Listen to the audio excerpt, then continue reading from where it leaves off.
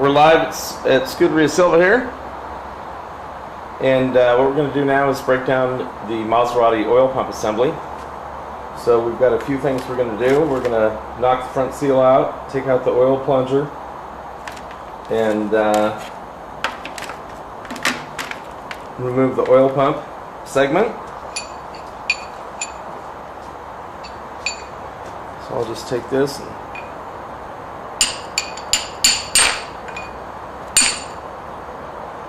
okay, there went the seal.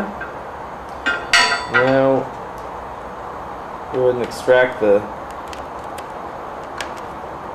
oil pump eccentric gear. I'm going to take the oil pressure sensor off here in a minute. There's our front seal there. We'll unscrew this.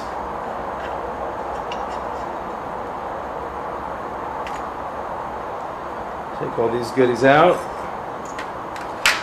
so that we can properly clean this piece of wonderment. There's going to be a piston down there that I'm going to pull out too, and it's right in that hole. So you've got the seal out. That's where the oil filter screws on this. It's a 2.5 liter B-turbo Maserati. And then lastly,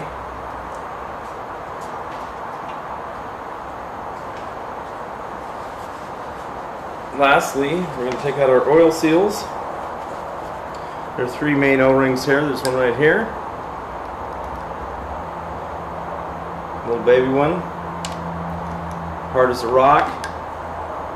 A little bit bigger one right there.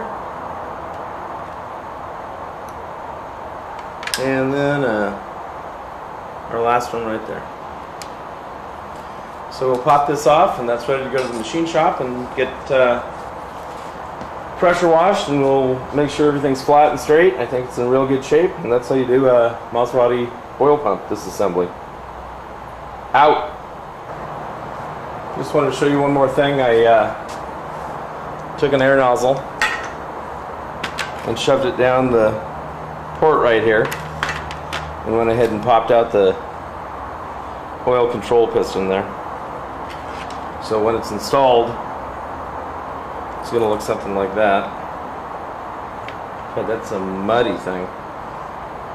And it's got this huge copper washer in there that seals against it, but you can see when you stuff this back in this hole,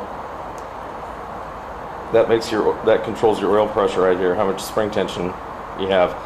These are almost never low on oil pressure, ever. They have great oil pumps, but you can boost the spring pressure if you put washers of the correct size under the cap, but I've never had to do that on this kind of engine.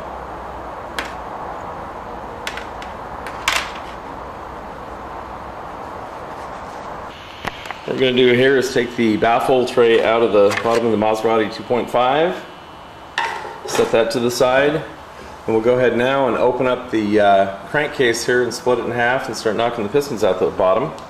I've undone the screws here in the back, near the flywheel. You'll notice the flywheel is indexed, so we're going to make a mark, make sure that we put that on the same way so that it's balanced. We've taken the set screws out of the side here. Matthew just knocked all those out, and you have to use a 6mm Allen wrench by itself sideways because you don't have any room to get those out without it. Got the oil pump system sitting there with the crank pointing out. We've got our blanking bolts in place, water pump's open, and so we're going to split the case right here, and we'll continue on. Alright, ScuderiaSilva here. We're going to knock the flywheel off. We're going to mark it. You can see that it's got an arrangement on the bolts that allows you to only put it in two positions because it's balanced with the crankshaft. We're going to knock that off. We've got all of our lower bolts taken out and removed, all the nuts removed. Now we'll split this case. Let's figure it out. We're working on a Maserati Formula One history.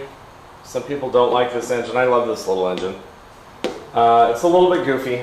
Pressurizing the carburetor is kind of interesting, but that being said, these make a lot of horsepower for absolutely no money on the purchase price. You're going to spend some money getting the gaskets redone because people don't want to do the servicing right. But in any case, let's get back to our project right here with that lining. It's a great little example of a lot of Formula One experience. We took out the windage tray, took off the flywheel. We talked about the bolts that have a 3 pattern and then a big space on another 3 pattern. It's also pinned. So the factory already has done a lot of work in making this really trick. Now we need to release this lower pan. And so I just take the rubber mallet and kind of, we're not going to hurt it, but we're going to give it what she needs to get going. So I'll walk around, and wherever there's any room to beat on it, I'm going to beat on it. I can already hear it's coming loose. If you use your ears, it's pretty tight. If you use your ears, you can hear the change from when it's connected, ringing. I call it singing through the block. And when you hit it, you'll hear it go thud, and then it's a dead sound, like that there. And I think now we start to see a little bit of separation.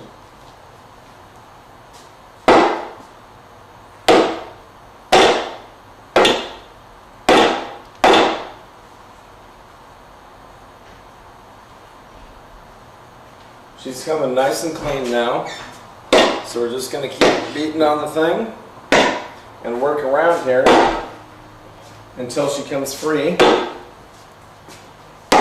Do not use any pry bars on this engine or any aluminum engine heads.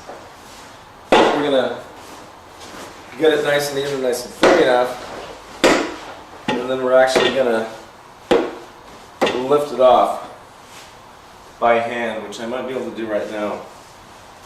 So have your grease tray set up so you don't, always make sure you got a place to put whatever you're taking off. Now I don't know if I'm taking this off, but I think I'm taking it off. I've taken out all the washers so that a lot of times if you have a washer in there, you'll get hung up on that washer as you're pulling assemblies apart. Yeah, not quite there yet.